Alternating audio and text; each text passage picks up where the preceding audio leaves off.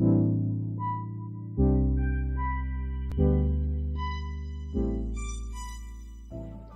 I'm Orlando Jones, and I just want you to know that the Moana Nui Podcast will be starting soon. Stay tuned, yo. I'm Veronica Taylor, and from myself and Ash Ketchum, I just want to say, Moana Nui, I choose you!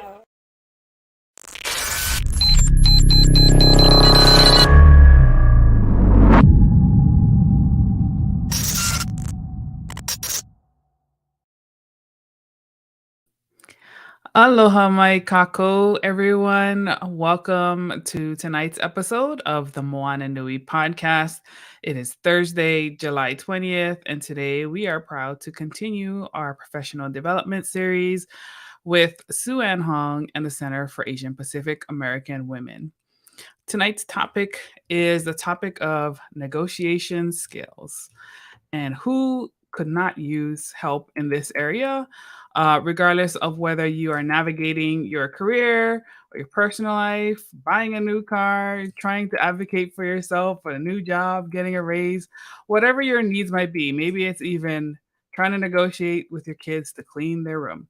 Everyone could leverage negotiation skills to further themselves and those around them. So I'm excited to bring this topic tonight. We have wonderful guests as usual. And I will go ahead and introduce them shortly. Tonight, it will just be Dana and I. Dana has a commitment tonight. So you have me and Sue-Ann and our wonderful ladies. Let's see. First of all, for those who don't know Sue-Ann is the CEO of the Center for Asian Pacific American Women, and it is the premier institute for training, mentoring, and coaching Asian Pacific American women leaders. And I'm honored to be a part of this year's cohort. Been learning so much in the program. So lots of gratitude to Sue-Ann for what she does and the wonderful guests that she brings onto our show to share their expertise with all of us. And then I will now introduce our panelists. We have two powerful leading ladies tonight. The first is Roz Huang. She's the co-founder and CEO of Athena. Sorry, guys, my computer's acting up. A CEO of Athena Music and Wellness, and the founder and CEO of Dandelion Global LLC. Let's see. Sorry, guys. Roz is an experienced, innovative, multicultural CEO, board director who is well-versed in global fintech, health tech, energy, natural resources, and cross-border market solutions. She's an accomplished U.S.-based minority female business leader who has 20 plus years of success in investment, business curation, and a rooted understanding of the business cultures and resources between the U.S. and Asia Pacific.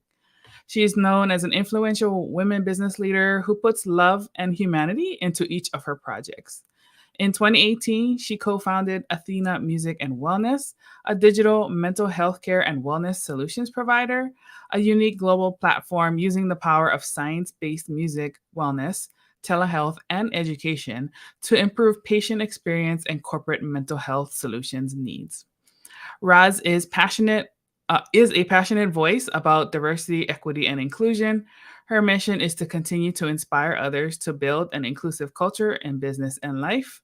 She's also a board director to Aptech Corp, Intiva Health Corp, Alzheimer's Association in Georgia, the University of California Irvine Paul Mirage Business School, Beal Center of Innovation and Entrepreneurship.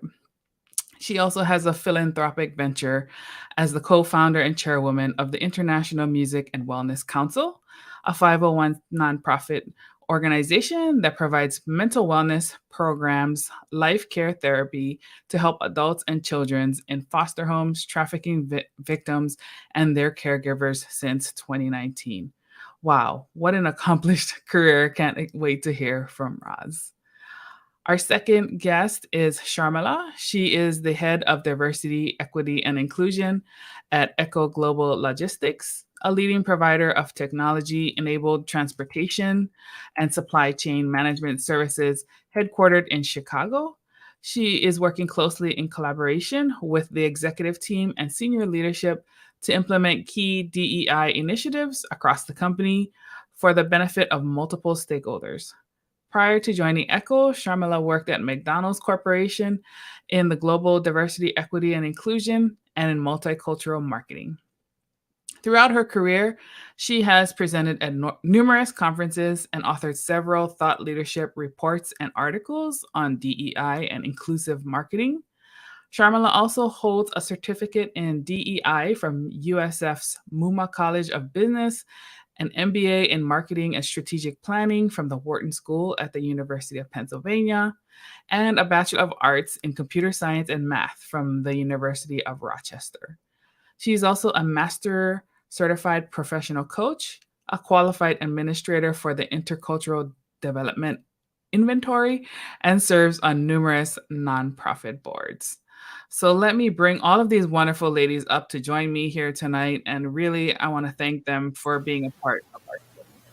Hello, hello, hello. It's great to be here. And Moana, I'm so grateful for you and Dana for providing this platform. It's an incredible way to share our gifts with all of our audience. So thank you for that. Absolutely. Yeah. So first of all, everyone, I just want to tell you the best panels and the best conversations are with friends. And I would say that Roz and Sharmila, we've all become friends. I've become friends with both of these incredible, incredible women. I just wait to be inspired tonight. That's all I can say. So with that, let me first start by asking, each of our panelists, you heard the resume part, but we like to know about them as a person, right? So I like to know, can you share your background, your heritage, a little bit about your family, and just kind of, who you are? And so if we could start with Roz, that would be great. Thank you. I'm excited about tonight, actually, so much. So I came from China exactly 36 years ago as a student. And by all means, after all this year in America, it's always a different kind of ventures, successfully launched an IPO one.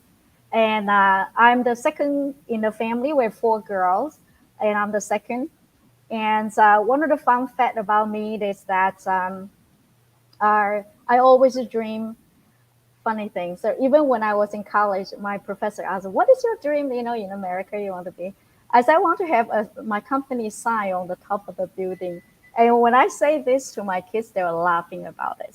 So I think that's a part of the cultural gap, generation gap for us as a student come to United States. Our dream is like, we have our company and we want to retire back to China.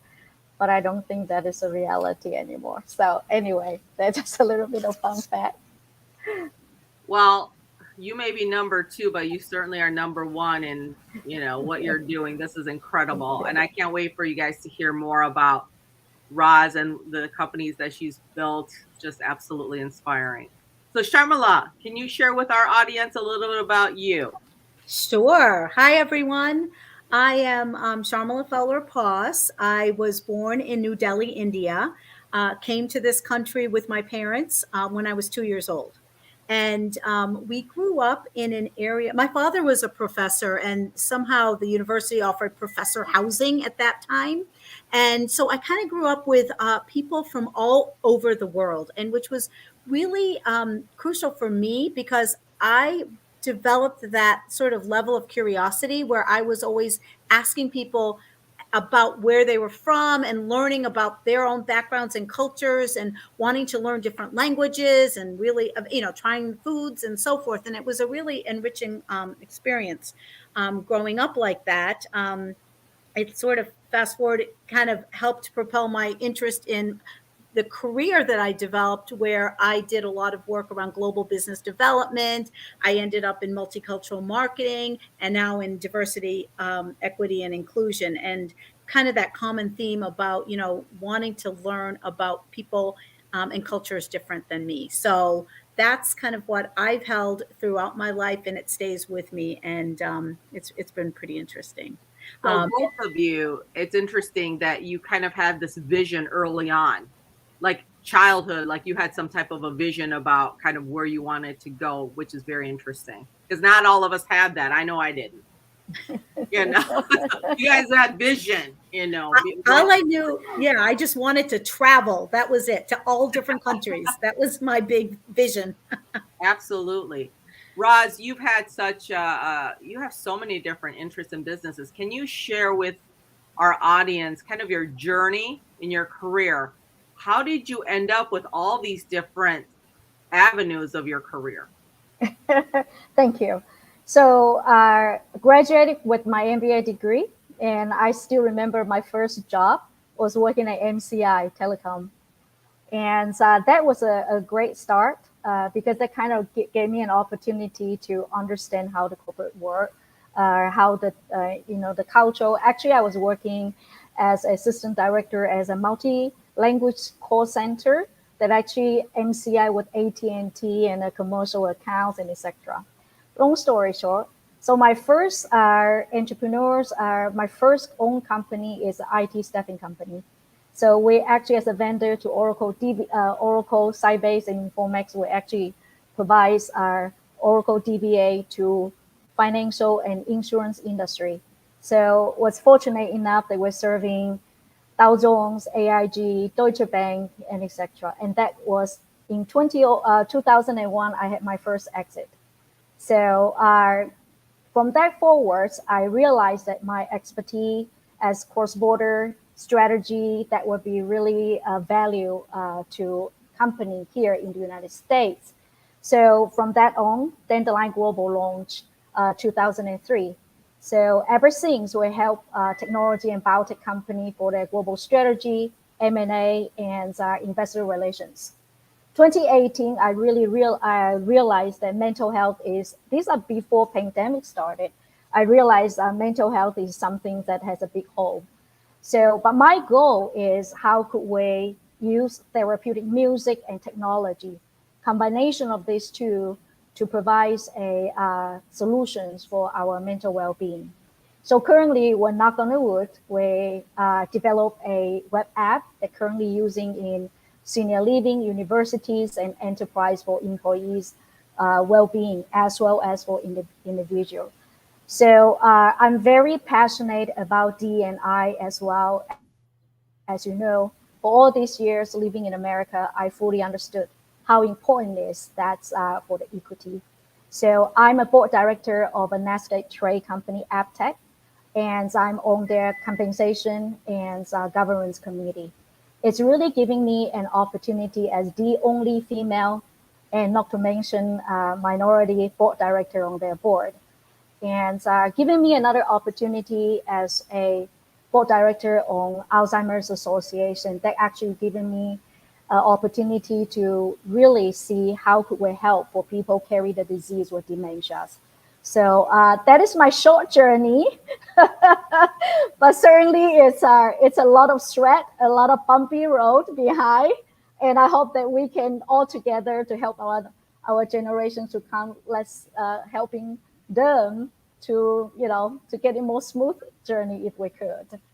Well, first of all, the fact that you have a vision, obviously, of what is possible.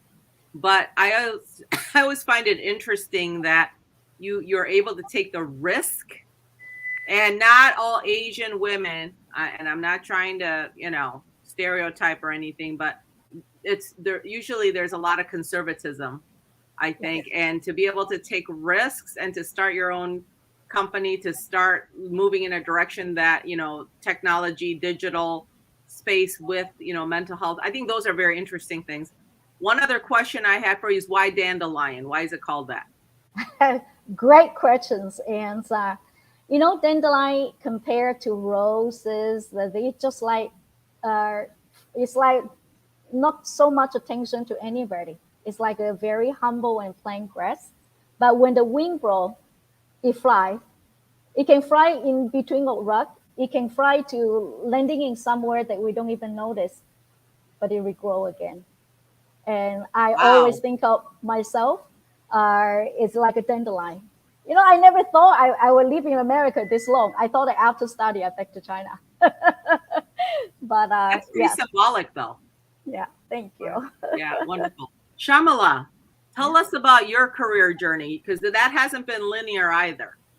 No, it's been sort of this offshoot. I keep going in like these little offshoots, right, where I find something I like and then I kind of move in that direction. But you know, I started off, my undergraduate was computer science and math, but I always knew that I was never going to be on the very technical side. So my first job out of college was at IBM in sales, and really loved that. But I was trying to figure out who was making those decisions as to what software we were really putting, you know, kind of trying to stress for that month, or, you know, kind of sell to our clients, because there was always some special deal, right?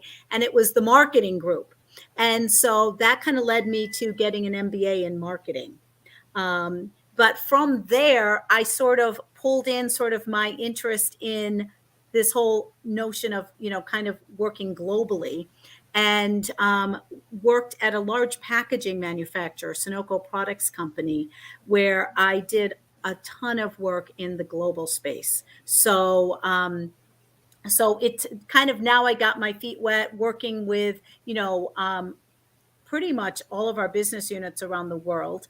That was super interesting. Got into sort of how we were going to grow into new markets in Asia and Latin America, working with potential joint venture partners and so forth. Very, very cool stuff. And then I had kids, and as much as I wanted to travel globally, I also didn't want to, right? So it's sort of, you know, you feel trying to balance all this. That's when I kind of looked around and I'm like, wow, all of these cultures are here in the United States, right? And so that led me into this whole trajectory of multicultural marketing and helping clients connect with those different multicultural segments to just grow their own businesses. And I worked in many research and consulting firms that were kind of focused in this area. And that ultimately led me to getting into McDonald's and leading their Asian American marketing efforts. So for the US marketing group, right? And so loved doing that. It was just very fulfilling, rewarding, very fun. And then I had the opportunity to get into McDonald's Global Diversity, Equity, and Inclusion Group.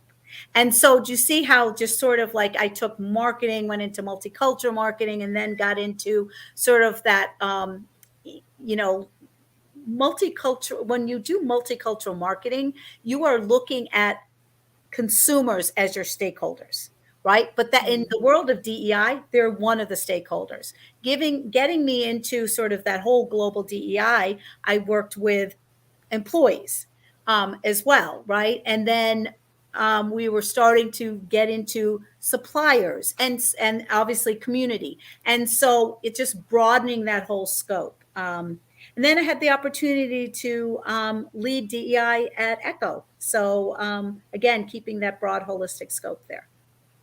I love that. Amazing. And again, just a pattern of basically the non-pattern of these two amazing individuals and their career path. So, you know, our tonight's topic is all about negotiation. So why do you think it's so hard for Asian American women to negotiate for themselves, especially? Because I find it's easier if I'm advocating for somebody else or some other entity or organization. But for some reason, I've always felt it much more difficult to advocate for myself. What do you guys think that is? Let's start with Sharmila this time. I think it's societal norms. It's how we were raised, you know, especially by our immigrant parents.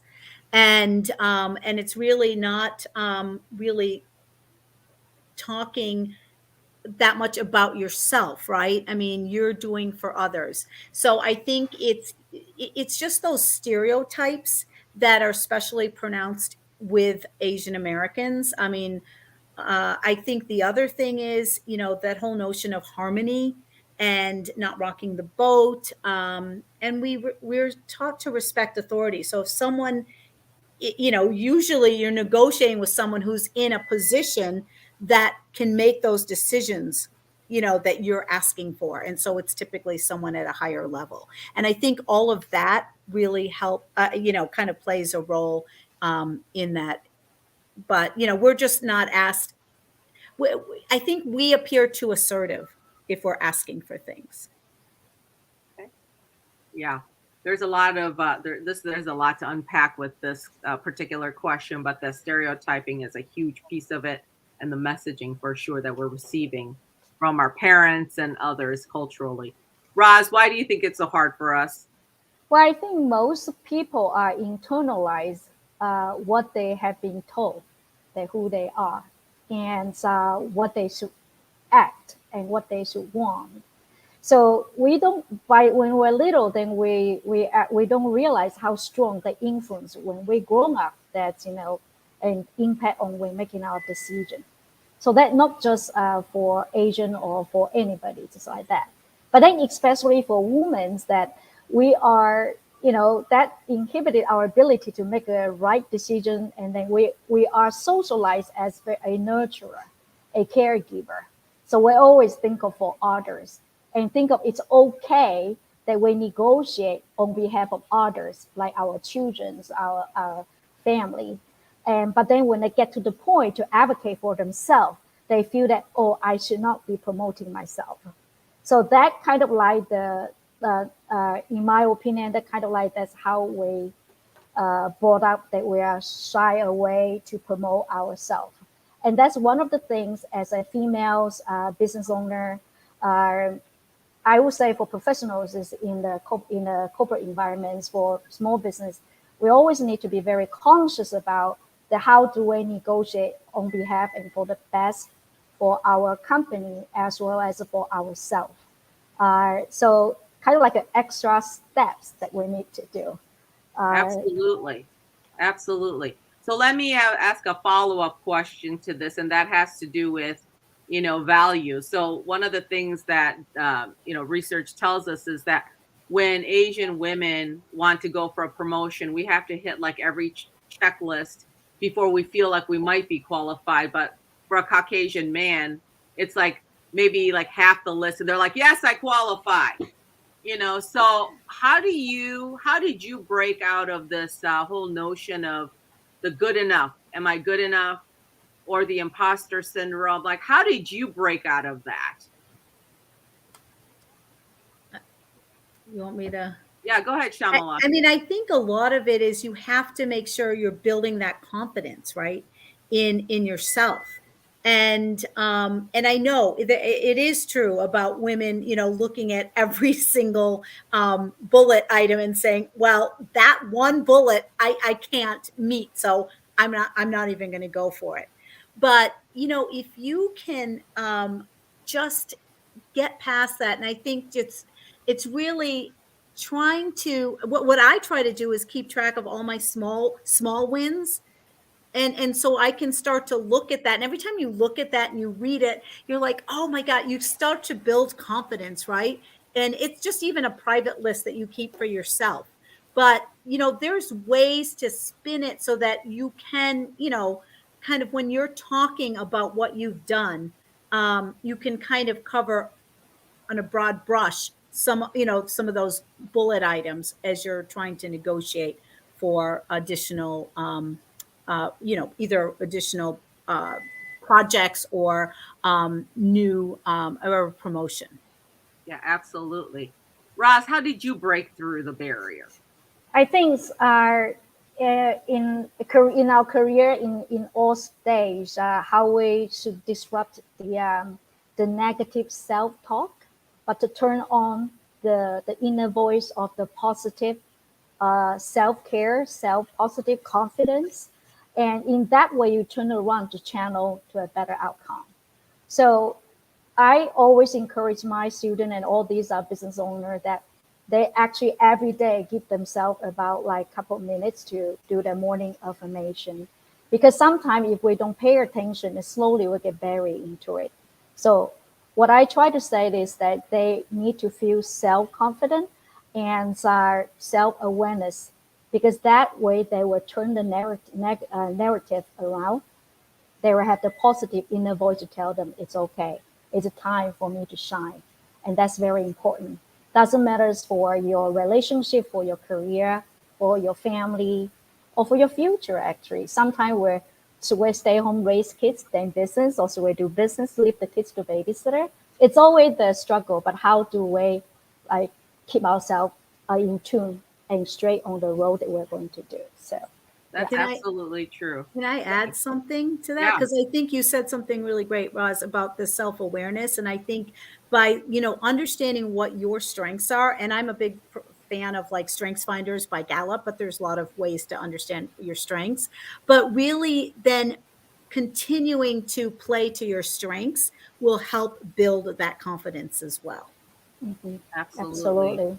Yes. Absolutely. So let me ask each of you this. Can you give a specific example of where you negotiated something on your own behalf? And tell me what did you say and how did it go and what was the result? Because I think sometimes we have to hear the words, to make sense of like, okay, like tell me, like, what does that even sound like to negotiate for yourself? So Roz, like, can you give us an example of where you did that? Okay, so at the very beginning, when I launched my first business, IT consultant, we're talking about those big players like Anderson Consultant. Their consultant billing rate is $450 an hour back in 1996. So I remember my first consultant, he was my consultant, but I placed him to work at Deutsche Bank. I think all my saving put it together is his salary. So when I brought this consultant, this order, it was like this. I was sitting down through a relationship. I went to Deutsche Bank, sit down and say, okay, so your firm was referred to a very reputable source. And then, so tell me what you can do. So I said, where consulting will provide, do my pitch. And in the end, I said, okay, just give me the resume, see people they like. And I said, no, I think this is definitely one resume that I bought. I did not bring with me 10 resume, only one. And I believe he can take your job well. And then he was looking at me like, what, this Chinese woman are that confident. And then, how soon they can? I said, he actually can just start right now as you speak. He said, what? I said, I have him downstairs. New York or the high rise. I have him downstairs waiting. If you want to see him, he's right away. And it happened to that position, they just one person left. So Deutsche really devastated to have someone right away. So I have to say, I negotiate myself in as a small IT consulting firm. And also I was so lucky and I trained my consulting well. So we got the job, one shot, one deal. That's a great story. Wow.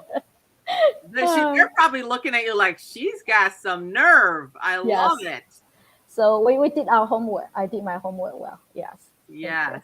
You talk about that a lot, actually, Roz. I hear you talk about doing your homework and being prepared, overly prepared. Yes. Correct. How about you, Shamala? Do you have a story where you negotiated for yourself?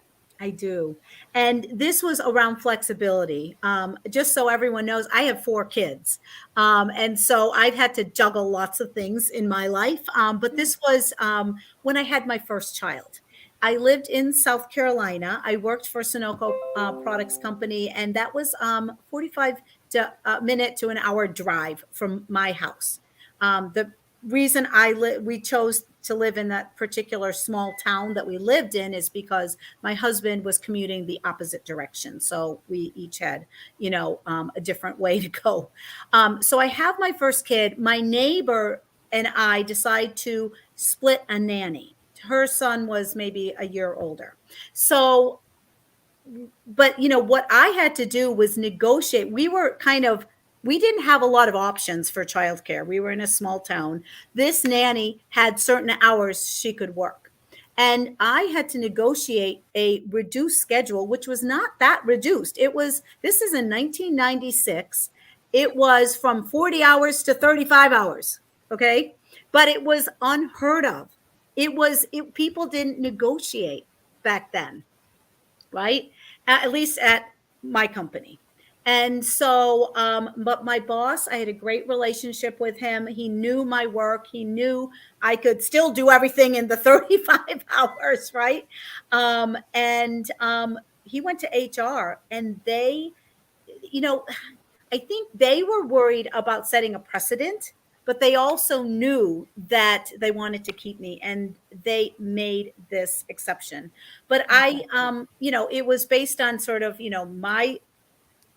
my record, just what I had done, my accomplishments at work, my relationships, and they knew that I was still going to be able to perform my duties. Yeah. So sometimes you just have to think out of the box, and I really had to come up with some kind of a solution.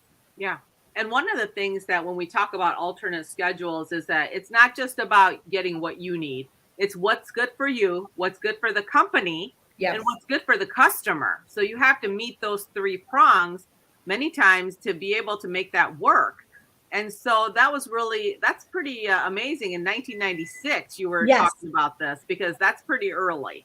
It's very early, because yeah. it was before everyone had laptops working from home with an internet connection. Absolutely. Absolutely. No T lines installed at home No. at that point. Yeah, absolutely. So let me ask you, Raj, you do deals all day long. You've done all kinds of deals you put together. When you're putting together a new company or when you're merging, you have to negotiate all kinds of terms. Can you share an example of where you had a large deal that you had to go through? And what are some examples of things you negotiated when you're maybe putting together such a big deal?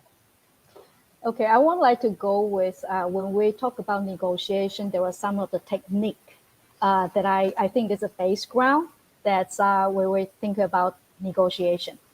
So number one, I would say that, like I say, we want to know what we're getting into. Mhm. So we need to understand the negotiation dynamic. What is this? I'm going to walk into the room. What it is. So number one, you need to know and estimate the uncertainty before going in there. And so the second thing is that we need to have a strategy. Sometimes it's not surprising you that you prepare 4 or 5 days, but when you're walking in the room, the circumstance totally different. The people that you're going to meet with is totally different, right? So number three, actually, this is my weak point, is that small difference. When you sense small difference, you need to start to adjust your strategy. Not wait until the big thing escalate, which is something that I lost a huge deal because of that. I keep talking. I keep go with my number two or number three. I forgot about people's face changing, people shaking hand, and that. So we need to learn to adapt when it's things about small difference. Need to nip it before it escalate. Okay, number four is every time I go to get my job done for my clients or in business or even personal, in my mind, always thinking I want to maximize the value when I walk out of the door. So we are maximize the value for ourselves or for our company. So the last thing is in behind the screen, then we need to look at ourselves, kind of look at, what's my habit, the way that how do I my approach. If I do a little bit of mirror myself, then I'm sure next time when I walk into the ballroom is different. So there's an example. So this company is in San Diego. So 2014, they are clinical trial already is a liver disease drugs, is for fatty liver. They have been trying to raise capital in the United States, not successful. But they are so confident. They feel that we're already clinical trial 3. We have over 900 patients use their drugs. Investors should be able to invest in them. Long story, they had not. So when they came to me, what is your strategy, Ross? I say, you need to look at where is the fatty liver disease patient the most. So China is one pop up, and of course Africa as well. So I don't know Africa. So I say, so anyway, my strategy for them is utilize, because there's a market need in China. So we're going that way. This is the drugs for fatty liver. And then so I took the projects to make from government to lab, actually in Wuhan, and then university. So long story short, at the time, my strategy for them is joint venture. So it took me a long time. These are cultural education now, because these are American company. And then how the heck they're going to cross the border? At the end of the day, final day, sitting on the boardroom, try to negotiate the term. But everybody already know the term before they walk in it. Mm-hmm. So San Diego company is company A. China company, company B. For A and B to merge and joint venture a company C. So what does that mean is for the A and B, they overnight, they own two companies, A and C, B and C, right? So they have to realize they actually not lose something, they gain something. As a number one, they gain is a C together. So U.S. company, according to, at that time, the government's policy in China, Greater China, actually China, Hong Kong, Taiwan, is that if you do joint venture, China-sized company has to be owned 51%. Any of the foreign companies are 49% and less. And immediately the CEO couldn't take it. It's my invention, it's my this, it's my this, and my this. But he forgot. Once the joint venture finished, China's under the burden to continue the research. They have to put in money, they have to put in the labor, they have to put in all that, and then go IPO, right? So long story. So when a negotiation like that, I'm as the consultant in the middle, I not only have to educate both sides, but also I'm representing US, I need to negotiate the best deal for them. So the win-win situation is that, yeah, China owns 51%, US 49%, but US earn 2 voting seats, which is big time, meaning that if anything's happened, US has a 2 voting seat. And the third thing is that they had an option that if US company want to set up a lab in China, China side has to be a part of a deal, like as an investor. So kind of secure a win-win. So from this deal, it's also I use it as my case in my entrepreneurship course is that when we do business cross-border, multicultural, the negotiation could be so uncertain because people can come in this politics, all those are coming in. But at the end of the day, we need to focus what is the best. They will want the best value, want to get out of that. So I hope that this is a little bit of a true case that I had done for my clients. Well, I love that because basically this is a case study of don't forget what's the main thing, right? Why are we doing this? And like if you take the eye off that why, then it's easy to get lost in all the details. So, Roz, that's incredible because you're not only negotiating the financial side of it, but the cultural acumen piece, that's even probably more sensitive. And then the political landscape between the two countries, right? That's got to be huge. So what a incredible like leadership lesson and like a master's class almost. That's awesome. Yeah, that's a great case. Yeah. Yeah. So, Kamala, what about you? What experience have you had just with anything like large in terms of the business part of it and negotiating? Because I know you've had to start a whole new department in your role. Yeah. Well, just coming to echo, right? And sort of, I mean, there's negotiation in everything, right? Because there were initiatives and people involved in various pieces of DEI, right? We had some employee resource groups. We had a group that was negotiating to try to get some recognition for like diversity days and just different aspects. But I had to come in and really negotiate with everybody kind of there to create sort of some structure. And that takes really trying to, sometimes negotiation is about selling as well, because you've got to sell your idea and kind of showcase that it is a win-win for everyone, right? For the people that for the people that are involved and that you need their help, for the company itself and and just for DEI in general. And so just coming in, negotiating, sort of how we were going to sort of create the framework, how we were going to set up the governance structure, it took numerous conversations with numerous people in numerous levels to get that going. But you just have to start to, you kind of know what you need to do, why we're doing it, and we got to get, like you said, we got to get everybody on that why are we trying to work on this. And I think that's what it is. There was a lot of negotiation. I think in the end, it kind of worked out where we ended up with something that kind of made sense for all of those involved. So it's a different thing. It's not like I'm going, cross border or anything like that. But Roz, I know what you mean, because I did teach a class on international management, and there was a whole section on cross cultural negotiation. So it totally it can really be challenging. Yes. Absolutely. So tell me a little bit about, I always to me, negotiating with others is one thing, but negotiating with yourself, whether it's for your time, for self-care, for what. So I've heard all kinds of wonderful, awesome techniques and things with negotiating with people outside. I want to know what you do for yourself on the inside when you're negotiating with yourself. Tell me, how does that sound? Not easy. Tell me more. Why is it not easy, Roz? Why?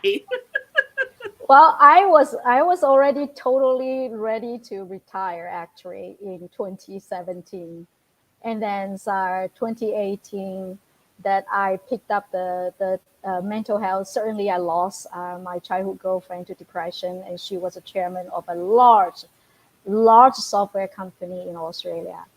And at that time, I really kind of, I look at it as negotiation with myself, because at that time, 2017, both my children are one in university, one graduated. It's really a great time for me to really enjoy life, and I plan into that. And so I got onto this as I really, at the beginning, it's so hard that I think, but what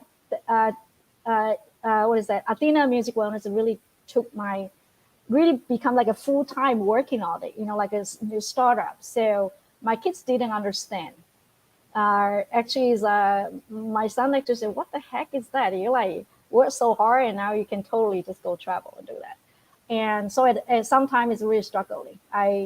Sometimes I forgot about eating lunch or dinner, just like startup. You just have to do everything with my team together. So this year's I have then I had a health scare 2022, and it's really the time for me to step down.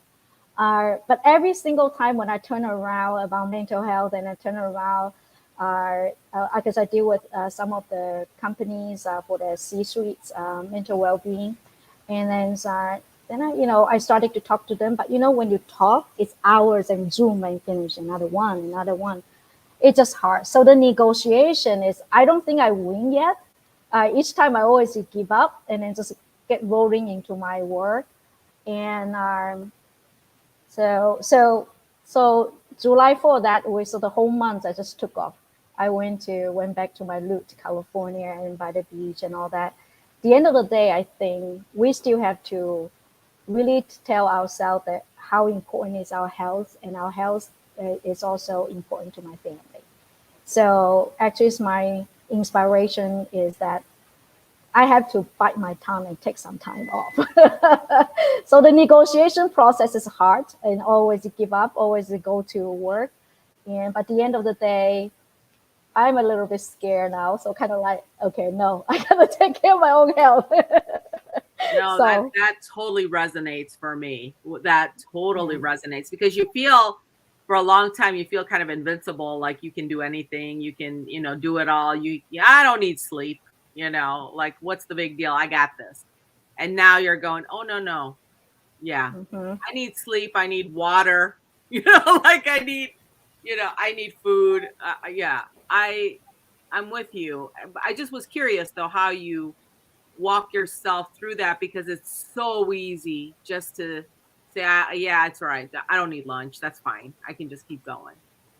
I guess, I kind of count myself counting it, so because I'm on the entrepreneur, different than Shamila, which is large co, right? So that kind of get a little bit platform and the cushion. Yep. Us as a entrepreneur and startup, although we're 4 years down, I'm responsible for my team. Right. I'm responsible for my board. And right. then, so that is I think it's a triple harder for us to make a turnaround. And actually, I will tell you the truth. This time, I actually very honest to my board. I host a board meeting June 3rd. I tell them the truth. I listen, if you continue like this, I will burn out my candle just like that. So either you guys let me some time to rest, or we have another co-CEO. Also, I kind of like, this is the breaking point that I really lay out, because before I hold it up, I'm always a superwoman. I can do this and that. It's the time that I let my board know and let my team know. And it's, yeah, like this way, like that. So anyhow, so I think to answer your question, it's never but for me, this time is I actually let everybody know, hey, this I'm was sorry. serious. This was serious. Yes. Absolutely. Yes. Sharmila, how do you negotiate with yourself? This is probably the deepest question of the day. So yes, it is very easy to get stressed up, and around work and, what you're doing on a daily basis. But I'm a planner, and I plan in quality time with friends and family, because that relieves my stress. That gives me the time to relax. I garden. I have a lot of hobbies, and I do try to fit them in when I can. It's been helpful when, we don't have to commute every day in this hybrid work environment. That's been really helpful. So I think that I've also gotten into, and I've just created my vision board for sort of my future, right? Because it encompasses a lot, like in terms of my career, in terms of what I want to do to just grow myself, what I want to, so I have lots of different buckets, and I have a lot of things in those. So if I can continuously look at that can motivate me. And those are little goals that I can, or big goals that I can take small steps towards. But it keeps me grounded in, that there's a lot of things I want to accomplish. Yeah, I love that. I haven't done a vision board in years, but it's almost like dual purpose. Like, yes, you get a vision, but it's kind of relaxing to do it that way. As long as you're not trying to do a goal while you're doing your vision. It's just like, these are big aspirational things, but if you move in those steps, you feel really good about yourself. Right? Absolutely. I mean, for me, health is definitely, I'm a cancer survivor. I ended up with diabetes like towards the end of my time with State Farm, but I think I realized that I have to make conscious choices. Yeah, I have got to make conscious. I can't just let stuff go like I used to. I've got to stop on purpose and go upstairs and eat. I've got to stop, and I've got to take a break and go for a walk. I didn't do those things in the past, so I think that that's huge. Plus, in corporate America, I think 95% of my time was work, and I squeezed in everything else into 5%. And now I think, now that I have a personal life, I'm getting married. Sharmila, I didn't think you knew that. Congratulations. But, I think that having a whole life, as I talk about with CAPAW, I can't talk about having a whole life if I'm not living a whole life and as a whole person leader. And so I think that's part of what I learned, is that it takes effort to live a whole person life. Yes. It takes effort. Yeah. So one of the things too that I was really curious about is, can you share with the group, situation where maybe you ran into like a big hurdle, maybe whether it's for your career and you were trying to do something, you knew it was the right thing to do, but you ran into like some type of a hurdle. How did you deal with it? And what was the result of that? because not everything goes smoothly in our lives. So who wants to take that on first? Just any hurdle or any, anything you ran into. Personal or professional? It could be either. I can tell you personally because I am, so I have 4 kids. I got divorced when they were younger, and that was a big hurdle for me in a lot of ways, right? Career wise, and also just being a single mom for most of the time during the week. And so I had to get creative about my career. I knew it was going to be hard to work in corporate at that time and travel with, I have no family near me. So, part of it is, just you have to be, I am a glass half full person. I am always trying to see what the positive side is to all of this. And so, I continued to work, but I did my own, like consulting or, just things where I could manage. That's when I taught, I would taught international management, things that kept me going. But, again, I had to, you just have to show some resilience. You have to, I think that's the key. And, when one door closes, I mean, at some point another door is going to open. And you just have to keep walking down that hall and knocking upon a few doors. And I think at some point that door, one of the doors will open, and that just kind of brought me back into sort of that whole corporate sector, going into McDonald's and, utilizing a lot of what I had in terms of my expertise, and bringing it and moving forward. I'm tired when you said 4 kids. I'm like, I'm already tired. They were a lot younger. I don't know. I don't even know how you did it. Like, when do you sleep? I'm just saying. I sleep now because my youngest is now going to college this Oh fall. my gosh. Congratulations. Oh, congratulations. Congratulations. That's incredible. They're all great. They all have wonderful careers or college, plans. And so they're all Well, they have a role model. So that's helpful. Absolutely. That's awesome. That's Roz, awesome. tell us your, situation where you hit a hurdle.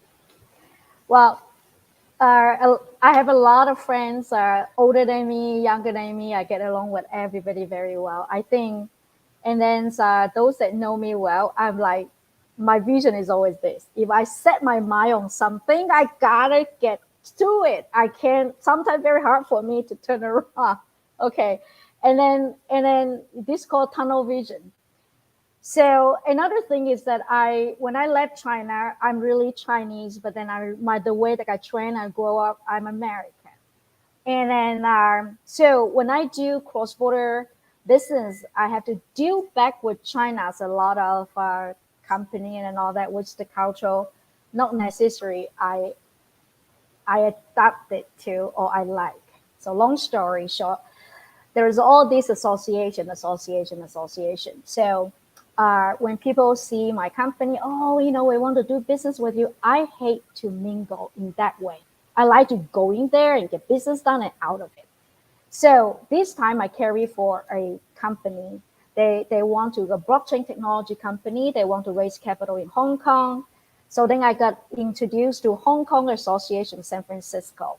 We're talking about these are some 70, 80 years old, older gentlemen. They came to America when it was like San Francisco was like, the old day. And I prepare myself very well. I want to make sure, because kind of like need to get their blessing, and they also have funding. They will get our projects to Hong Kong. Long story. When I went over there, so this is the lesson. Young entrepreneur, I want everybody listening to it. Prepare yourself for the negotiation dynamic before you go.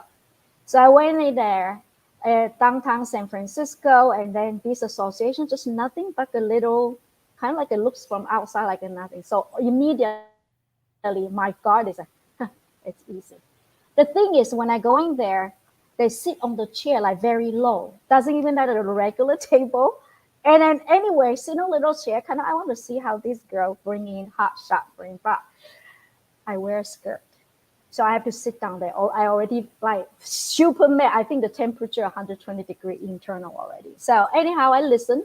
They started to give you tea and talk about history. And I said, come on, I want to talk about the project. And next month I go into Hong Kong, I bring the project Hong Kong. So I will be waiting. Anyway, long story. So at the end of the day, my client is American. It's a company over 150 million. So they're sitting there like me. We're like sweating and they're still talking tea and all that. We left without, remember, walk out of negotiation maximum value, which is I walk out without any value. But out of it, they don't understand me. I don't understand them. My client said, what the heck, we flew into San Francisco for this. So I call my associates, why they treat me this? What is the reason they do me? I am ready to go to Hong Kong. I need to get their blessing because the Hong Kong guy said, if San Francisco say, okay, we give you money. So the reason was one of the old guy, which is the associate's vice president, she doesn't know anything Chinese culture. And why would we invest in a company like that? So because of the way that I did not do my homework well, I didn't go in there with uncertainty and I prepared to facing it well. My client lost that possibility to deal with them and in Hong Kong. But anyway, at the end, we turn around from Singapore, get some money. So that is I feel that is a loss. And to me, it's a lesson also including in my curriculum is that don't too much hire, well, how do I say, thought of yourself that you definitely nail them down. Sometimes we need the approach of negotiation, right? The approach of negotiation. So I still as of today, I still don't have the good relationship with them. End of the day. But what a great lessons learned. I mean, that is so incredibly valuable what you learned. And I'm just imagining you all sitting there in a sweatshop at 120 degrees and you're sitting there like, what what the heck is going on? That is unbelievable. But thank you for sharing that because that's a great example of it doesn't matter. It could be any number of reasons and it has nothing to do with logic, everyone. Nothing to do with logic. It's not about the fact that there was a fantastic deal. It's the fact that they're like, oh, she doesn't know us. That's it. She doesn't know us. And she didn't try to know us. So no. Like, that just oh my God. So... And yeah, at that time we didn't click. I would have been click in the middle of the meeting, say, okay, my God, I need to change what. So anyway, so entrepreneurs, everybody need to listen and remember. Well, you guys, believe it or not, we're already at time. But I'm going to give each of you 10 seconds to tell one thing that the audience do to upskill their negotiation skills. So, Roz, go. Evaluate the dynamic of what in the situation that you're going into. That's super important. So it's prepare. Yeah. Yes. And prepare the approach is what I heard you say. Yes. Huge. Shamala. Okay, real quickly, I wouldn't go in thinking you're just going to play hardball. I would get creative and figure out what are those solutions. How can you think outside of the box to make things a win-win for both? Absolutely. And I'm going to say, read the room. Yes. And make sure that you kind of, when I go into a meeting of any kind, I always assess every person in that room. And by the way, if there's one person of color in there, I will nod to them. So that's just one of those things. I always scan the room for what's going on and I pay attention to where people sit. Oh, yeah. So anyway, all right. With that, you guys, I hope you enjoyed our segment tonight. I mean, come on. Roz and Sharmila, aren't they incredible? Incredible leaders, incredible humans. And I so appreciate your friendship and thanks for sharing your time with us tonight. And with that, Moana, come on back out. Ladies, thank you so much. That was such wonderful advice. I think that end one, like, it's not always about the logic. I think at least for me, someone who's logic driven, I'm like, why isn't this working? You know, sometimes it is. Yeah, I think it goes back to like the relationships and like the things that you know about the people who are across the room. So Yep. Definitely on point with your stories. It's always so interesting to hear, you know, the experiences of folks in different spaces, and you know, there's always lessons that can be applied no matter where you are. So thank you, Suan, and thank you, Sharmila and Roz, for being a part of our community now. And we extend our welcome and our invite to come back and join us again or engage with our audience members. And it's always a pleasure to have all of you. So with that said, I want to make sure we respect everybody's time, because as we've talked about, it is so precious. So I just want to thank our listeners, those in the audience. Thank you so much for being a part of this. If you enjoyed the show, please like, share, subscribe to our channel. Help us grow, help us get the message out, because there's always something to learn here with all of us. So thank you all so much. Please tune in next week at 7 and 8:30 p.m. for yet another wonderful episode of the Moana Nui Podcast. Next week, we will be we're going to start our Native Hawaiian Spotlight series, and we'll be talking about some of our continental partners doing work for the Native Hawaiian community here on the continent. So please join us for that. And we should give a shout out to Papa'ola Lokahi for their sponsorship to help us enable that series. So with that said, ladies, thank you guys so much. I hope you all have a wonderful evening. Take care, and we'll see you all soon. Thank you very much for having us.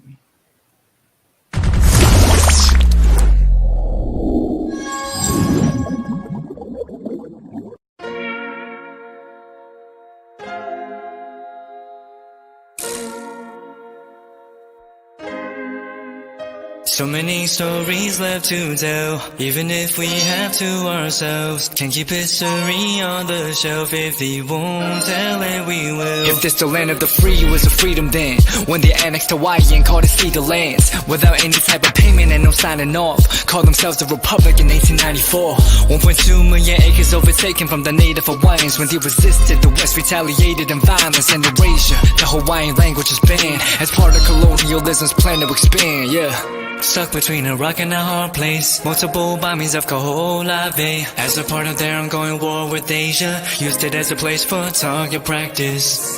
No consent or compensation. Colonizers call for annexation. Never cover all the locals. School will never let you know. So many stories left to tell, even if we have to ourselves. Can't keep history on the shelf. If we won't tell it, we will. Too many stories left to tell, even if we have to ourselves. Can't keep history on the shelf. If we won't tell it, we will. We will. So if we put Hawaii into perspective, well, Black and Asian history is interconnected. Considering the fight with the Pacific, then of course, versus Asia, they was treated as a middleman for war, but didn't let the Western colorism run its course, cause dark skin was a sign of dignity to core. The land was taken in the name of capitalism, when prior to it was an actual kingdom. Clap back at the system. Stuck between a rock and a hard place. Multiple bombings of Kaho'olawe as a part of their ongoing war with Asia. Used it as a place for target practice. No consent or compensation. Colonizers call for annexation.